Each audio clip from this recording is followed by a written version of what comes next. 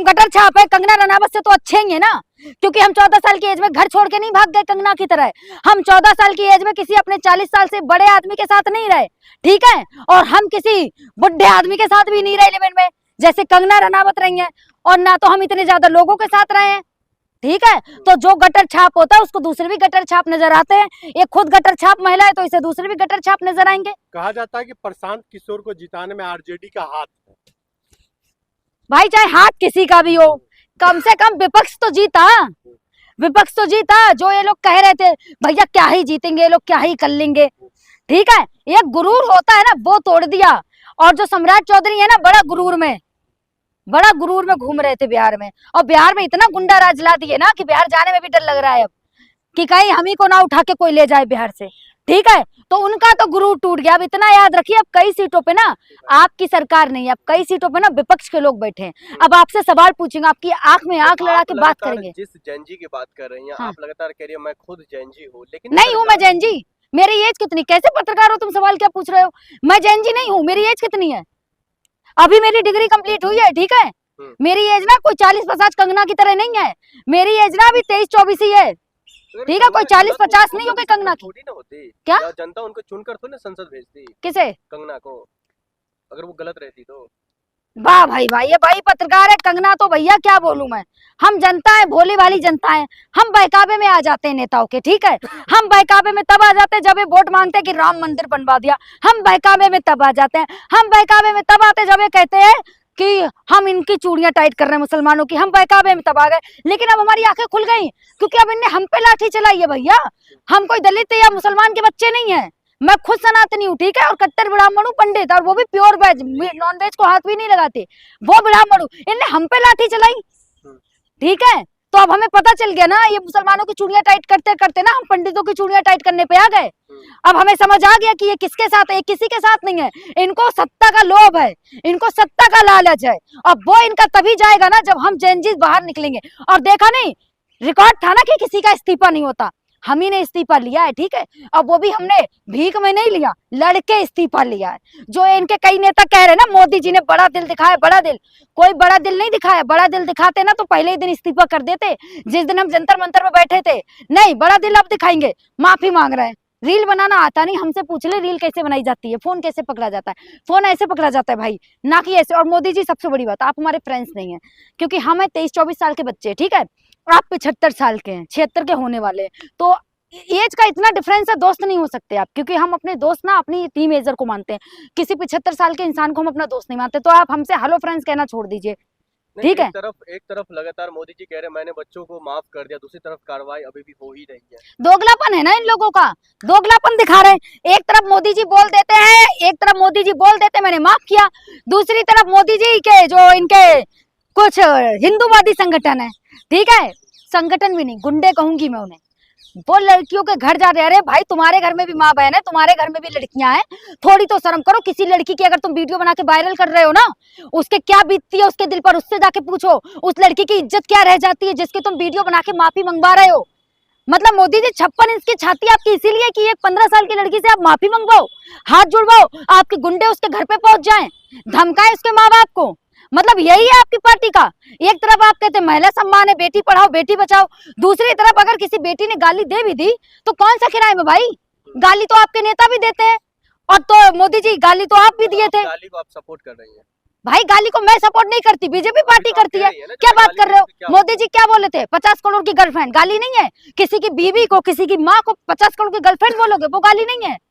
किसी को जर्सी गाय बोलोगे महिला को, वो गाली नहीं है। ओ दीदी चिल्लाओगे, वो गाली नहीं है।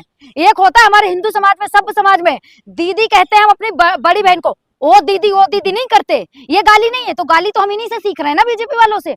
और इनका एक नेता क्या नाम है, नाम याद नहीं आ रहा, इतनी गंदी गाली दिया था ना पार्लियामेंट में, बोल भी नहीं सकती मैं, ठीक है। तो और अमित शाह जी साले बोले थे, साले अच्छा वर्ड है या गाली है, ये बताओ। मतलब हम करे तो रासलीला, मतलब हम करे तो करेक्टर ढीला, ये करे तो रासलीला।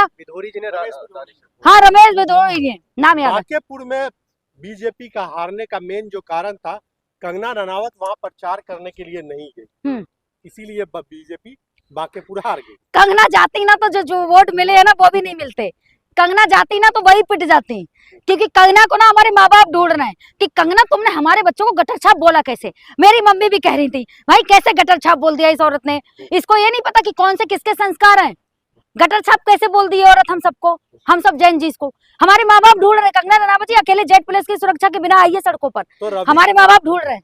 रवि किशन जाते तो भोजपुरी का असर होता, अरे भैया तो जीत जाती बीजेपी। ऐसे इंसान का नाम लिया, लहंगा उठा दो रिमोट से, मतलब ऐसे ऐसे इनकी पार्टी में नेता, एक कहता है कि बेबी बियर पी के नाचे लू छम छम, एक नेता कहता है लहंगा उठा देनी रिमोट से। और रवि किशन का एक रील भी मैंने देखा, ऐसा डांस करते हैं जैसे वॉशरूम में ना कपड़े ले जाना भूल गए हो, तो बेचारे चुचुपाते किनारे से निकल रहे हो। मतलब ऐसे ही नेता है क्या, कोई पढ़ा लिखा नेता है अच्छा बीजेपी पार्टी में, ये बताओ। मनोज तिवारी कह रहे थे जो प्रशांत किशोर है उन्होंने ममता जो कि वहाँ पे टीएमसी का साथ दिया जो कि दंगे कराती है।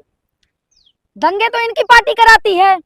अब यूपी में क्या कर रहे हैं ये लोग, अब ये लोग कार्रवाई करेंगे उन कांवड़ यात्रियों पे जिनने वो बच्चों को डरा दिया, छोटे छोटे बच्चे सहम गए, कार्रवाई करेंगे उन पे, लखनऊ में कार्रवाई करेंगे उन कांवड़ियों पर जिनने वो बैन तोड़ दी।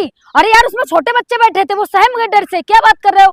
और नहीं, कांवड़ियों पे ये लोग फूल बरसाएंगे। मैं खुद ब्राह्मण हूँ, ठीक है, मैं ऐसे कांवड़ियों का भी समर्थन नहीं करती जो किसी बैन को तोड़ दे। मैं उन लोगों का समर्थन करती हूँ जो चुपचाप जाएं, जल लेकर आए, जल चढ़ाएं, ना कि उन लोगों का जो आतंक और गांजा फूक के जाएं, उनका समर्थन नहीं करती मैं, ठीक है। पूरी बीजेपी बौखला गई भैया, सम्राट चौधरी का है, पूरी बीजेपी बौखला गई। बिहार से लेकर दिल्ली तक के जो बीजेपी के नेता है ना, वो सब बौखला गए। क्यों? क्योंकि उन्हें लग रहा था भैया कल की आयु पार्टी कैसे जीत जाएगी, और वो भी पता है कितने बम्पर वोटों से जीती है और किसे हराया, ये भी सोचो, नितिन नवीन जैसे लोगों को, ठीक है, जो वहां जाके नारे लगाए थे कि टुकड़े टुकड़े गैंग के हैं, ये है वो है बच्चे, ठीक है, उन पे नारे लगाए थे। तो पटना तो बिहार से लेकर दिल्ली तक ना सब बीजेपी के नेता बौखला गए, क्योंकि प्रशांत किशोर जीत गए और एक ऐसा नेता जीत गया जिसकी कल बनाई हुई पार्टी है।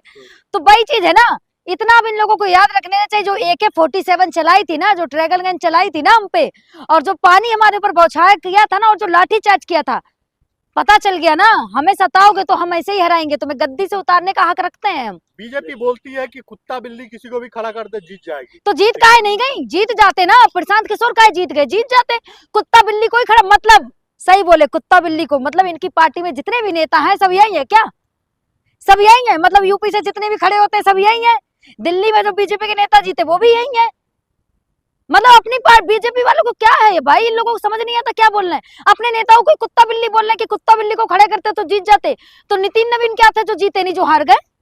ऐतिहासिक सीट हार गए, 35 साल से 30 साल से उस सीट पे। भाई तो मुझे तो बड़ी खुशी हुई भाई, इनका जो गुरूर है ना कि भैया हम तो कभी हार ही नहीं सकते, एक नए कल के आए हुए नेता ने इनको हरा दिया, और वो भी कितने वोटों से हराया।